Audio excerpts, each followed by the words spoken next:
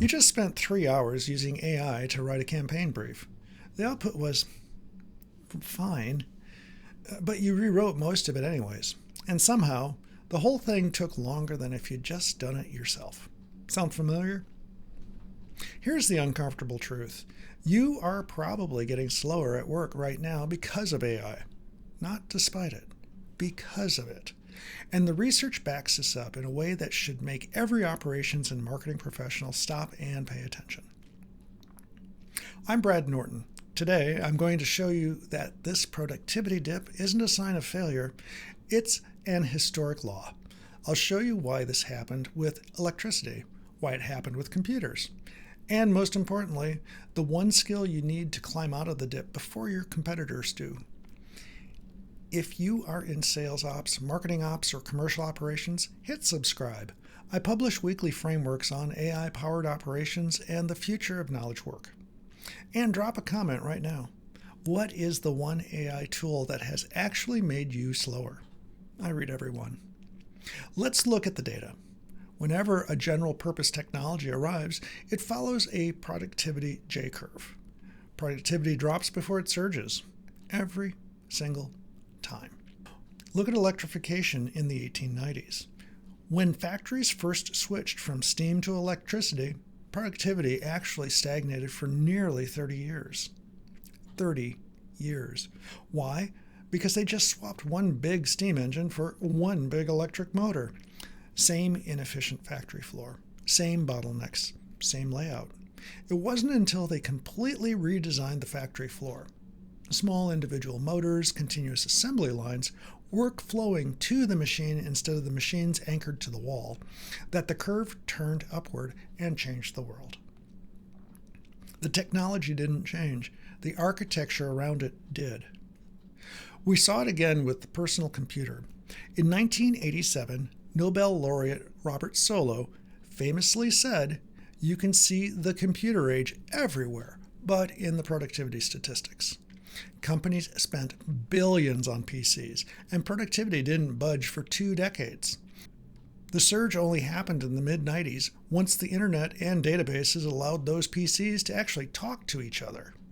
Again, not the tool, the architecture.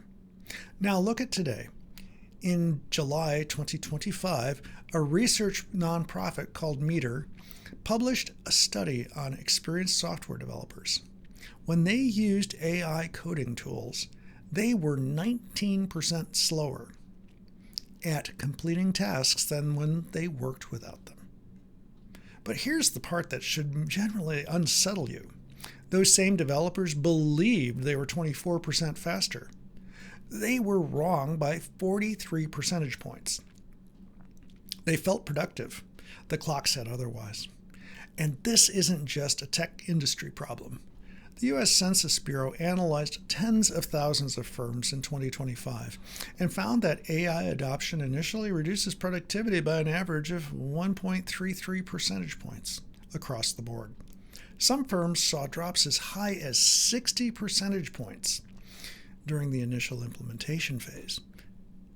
I've got timestamps in the description if you want to skip ahead, but stick with me because the fix is more counterintuitive than you think. We are in the dip. We're spending the time and the money, but we haven't redesigned our factory floor yet. The question is, how do you? So how do you exit the dip?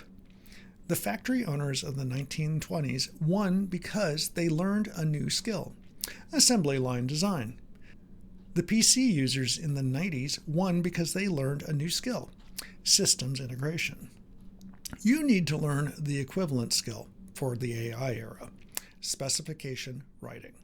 This is the skill that separates the teams that surge from the teams that stay stuck in the dip. Here's the first thing to understand.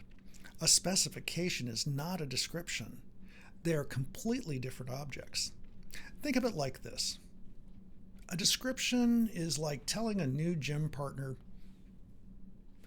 do a back workout. A specification is handing them a program that says 4 sets of deadlifts at 80% 1 rep max, 3 sets of barbell rows to technical failure, rest 90 seconds between sets. and we're done in 45 minutes. One of those produces a consistent, evaluable result.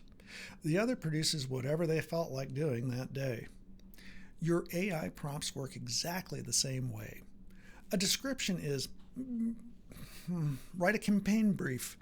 A specification is a contract, so you write this. A specification is a contract. Write a brief for oncology nurses that includes one primary message, 2 clinical proof points with source citations, a 90-day success metric that can be measured in the CRM, and a maximum length of 1 page. Here's the test I use. If you can't tell in 60 seconds whether the AI's output is correct or wrong, you haven't written a spec. You've written a vibe, and vibes lead to rewrites. And rewrites are exactly why you're 19% slower. The second principle is where the real leverage lies. The teams that exit the J-curve fastest stop producing documents and start producing systems. Here's the difference. Using AI to write a weekly performance report faster? Well, that's a document. You do it again next week, from scratch, again. Using AI to build a system that pulls CRM data every Friday, applies your formatting rules, flags anomalies, and generates the report automatically? Now that's a system. The first time building the system takes longer. That's the dip. But the 10th time it runs, it's free. That's the surge. Think of it like the difference between grinding the same dungeon over and over for individual loot drops versus building a character that farms it automatically in the background while you're doing something else. One is effort, the other is leverage. Now, here's where it gets interesting. There's a third shift that almost nobody's talking about, and it's the one that determines whether you win or lose in this transition. The most valuable skill in an AI-augmented organization is not prompting. It is evaluating. When the METR developers were 19% slower, it wasn't because the AI was bad. It was because they didn't know how to quickly assess whether what the AI gave them was actually correct. They trusted the output.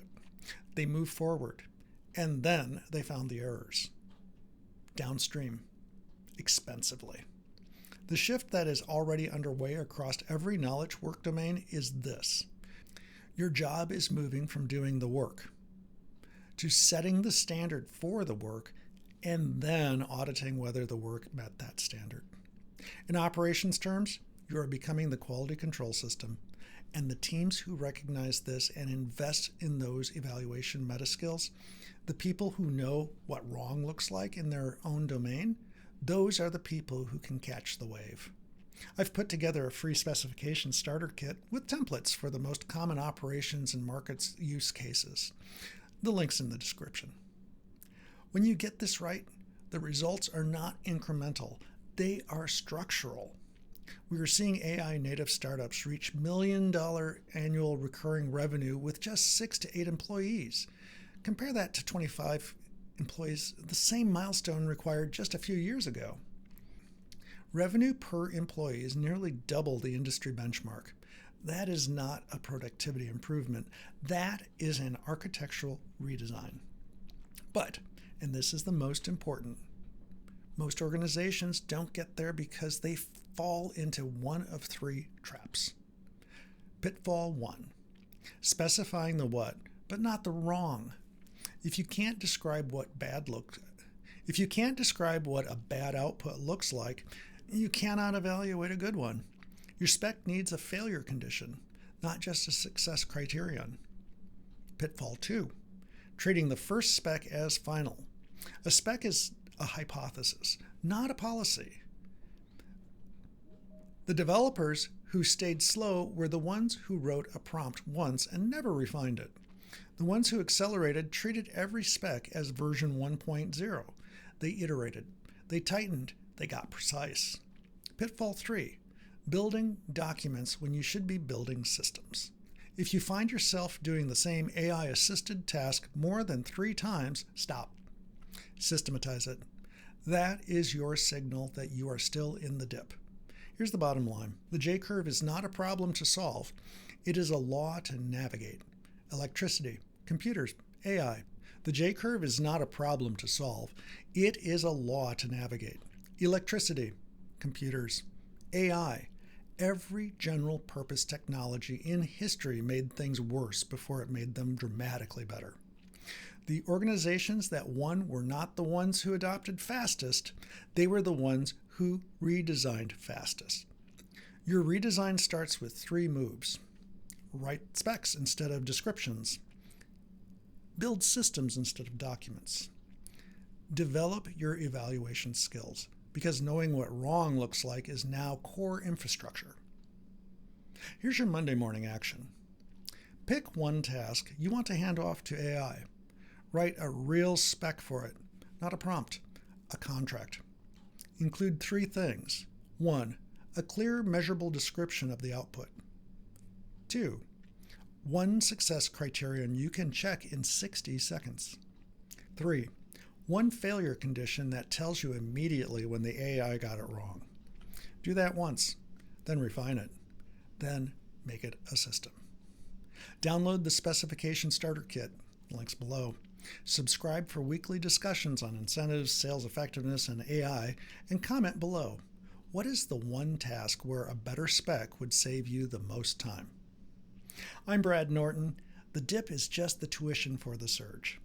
Stay curious, keep innovating, and I'll see you in the next one.